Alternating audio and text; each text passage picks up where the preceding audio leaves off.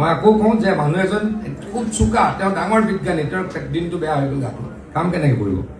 মই পলিটিচিয়ান, মোৰ আপোনালোকে যদি মোৰ স্কেডিউলটো জানে, মই 30 days 29 days কাম কৰিব লাগিব। একদিনো মই ৰেষ্ট নাপাওঁ, তথাপিতো একদিন মই কৰোঁ বুলি ভাবি লৈছোঁ। কালি মই কাৰোবাক কৈ আছিলোঁ, মোৰ লগত যিকেইজন চিকিউৰিটি থাকে তেওঁলোকে 20 দিন ডিউটি কৰে মাহত। যিকেইজন মোৰ লগত ল'ৰা থাকে, মোৰ ভাইটি নিচিনা হয় বা মোৰ পিএ টাইপো হয়, তেওঁলোকে খুব বেছি 15 দিন বা 16 দিন কাম কৰে।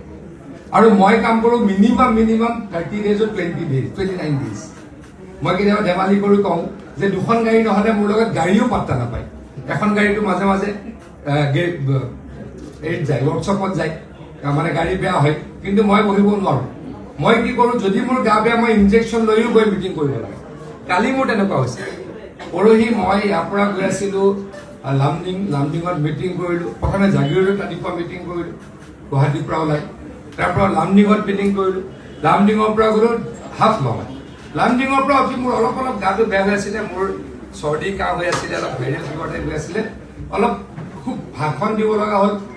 প্ৰায় 45 মিনিট জোৰে ভাষণ দিব লগা হ'ল, গাটো অলপ বেয়া হ'ল। তাৰপাছত মই কিবা কিবিকে গৈ মই হাফলং পালোঁ। হাফলঙত যোন মোৰ লগৰ ল'ৰা আছে তেওঁলোকক কৈছোঁ ডক্টৰ আনি থ'ম বুলি। তাতে মই ইনজেকশ্যন ল'ব লগা হ'ল, পেণ্টম ইনজেকশ্যন ল'লোঁ।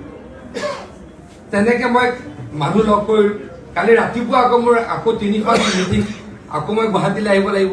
ৰাতিপুৱা আকৌ মই ইনজেকশ্যন লৈছোঁ। মই ঠিক নাই বুলি ৰিস্ক নলওঁ, আকৌ এটা মই পেণ্টম ইনজেকশ্যন লৈছোঁ। গতিকে মই কি কৰোঁ, মই বেমাৰ হ'লেও ইনজেকশ্যন লৈ টেবলেট খায়ো মই গৈ কৰিবই লাগিব। মোৰ কাৰণে মই এদিনো মই মিছ কৰিব নোৱাৰোঁ। মোৰ কাৰণে হেল্থটো বিৰাট ইম্পৰ্টেণ্ট, মোৰ কাৰণে হেল্থ ডিপাৰ্টমেণ্টটো বিৰাট ইম্পৰ্টেণ্ট, মোৰ কাৰণে ডক্টৰজন বিৰাট ইম্পৰ্টেণ্ট, মোৰ কাৰণে হেল্থৰ ৰিলেটেড প্ৰত্যেকজন মানুহ ইম্পৰ্টেণ্ট।